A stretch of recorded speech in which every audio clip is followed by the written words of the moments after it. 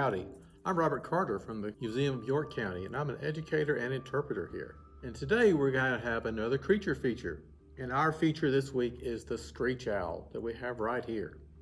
But before we focus on the Screech Owl, let's talk about the 4 types of owls that we typically find in the Piedmont. Because of course we have the Screech Owl, the eastern Screech Owl. We have the barred owl right here, much larger owl. Our largest owl is the great horned owl. You've probably heard it before. That's the one you're most familiar with because it goes hoo hoo. That's what most people think all owls will do, but it's not the case. You're going to find out about that today. And then there's the ghost of the night, the barn owl, which is a white bird. Rarely seen, but really awesome bird. Now, occasionally in the Piedmont, when it's really cold in the winters, we'll get another little tiny owl that flies down from the Smokies, and it's called the saw-whet owl. We'll talk about how to tell the Screech Owl from the saw-whet owl in just a few minutes. All right, so most owls are going to be active at night. So they're going to be looking for their prey at night, and they have to sneak up on them.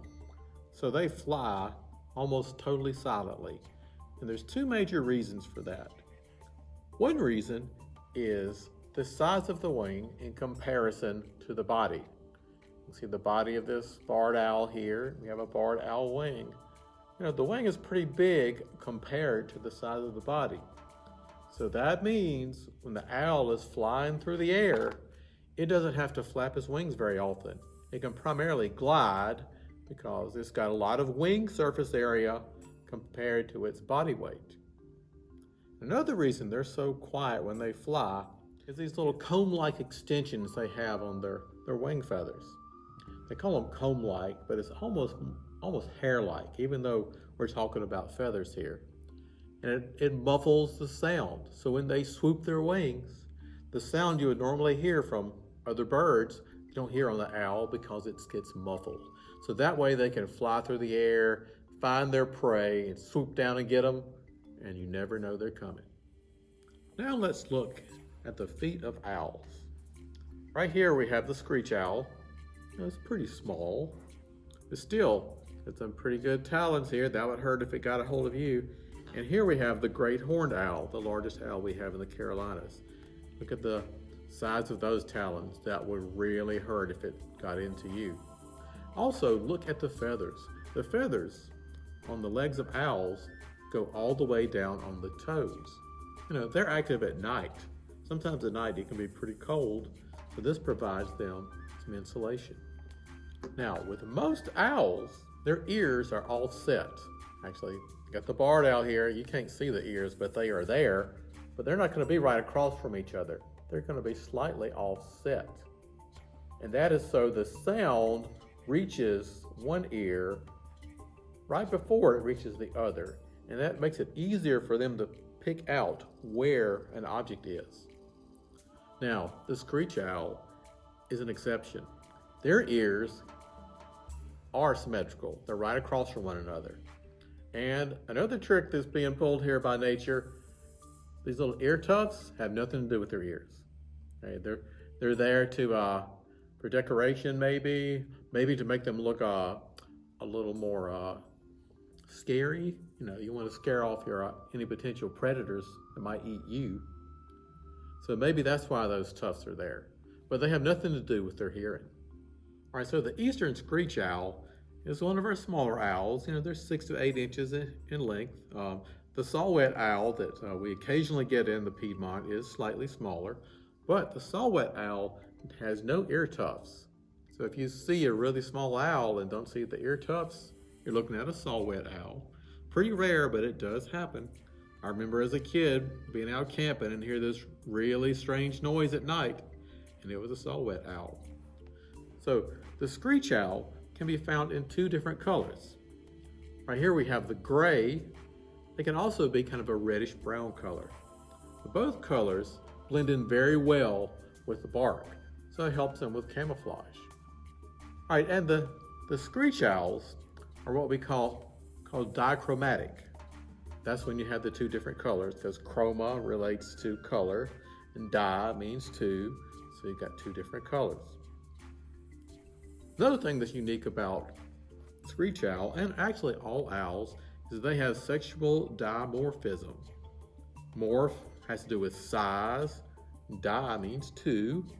So the sexes are different sizes. And in most animals, the male is larger. But with owls, the female is actually the larger of the two. Not by much, but they are larger. And the screech owls, they will mate for life. They will find a mate and they will stick with that mate as long as they live. And they don't stay together all year. They're together kind of late winter into spring and then early summer when they're rearing their offspring. After that, they disperse and they're pretty solitary. But when it's mating season, when February comes around, they'll come back together, oftentimes to the same cavity. Okay, because screech owls are cavity nesters, like most owls. Sometimes they will even get into your bird boxes in town. Because although the screech owl, it prefers to be out in the forest, it can survive in urban areas where you have trees. It can also be found down by the Gulf of Mexico, all the way up into the boreal forest of Canada. They have the largest range of any eastern owl. Be found all over eastern North America in all different types of habitats. So you probably have one living in your neighborhood. You have an owl egg. This is the egg of a barn owl, much larger than the egg you would find for a screech owl. But notice how it's kind of white or opaque color. This is something you see with most birds that nest in cavities. They don't need camouflage to disguise their eggs. So their eggs are typically going to be kind of a whitish or opaque color. So I'm still here with my friend, the screech owl. Notice the large eyes. If you're going to be hunting at night, you're going to have really large eyes with really large pupils to let in as much light as possible so you can see well at night. And notice the yellow bill and yellow eyes. So the screech owl is going to be sitting on a branch somewhere, going to be looking around. And a lot of people think that owls can turn their heads all the way around. Well, not really. We can turn our heads about 180 degrees, which is pretty good. They can turn theirs 270 degrees. So it's like you're looking all the way over your shoulder. But they do not turn their heads all the way around. But they're turning their head all the time. They're looking around. They're looking for prey. They're looking for things like shrews or some small mice, maybe insects. Some of these insects, some of the larger insects. If they find a small amphibian or a small frog, they'll get that. Sometimes even a bat, or even sometimes a small bird. Okay, but also the screech owl can be food for other organisms.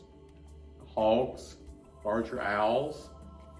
They may focus in on the screech owl as a prey item. So the screech owl has always got to be alert. Alert for food to eat, but also alert for predators that may consume them.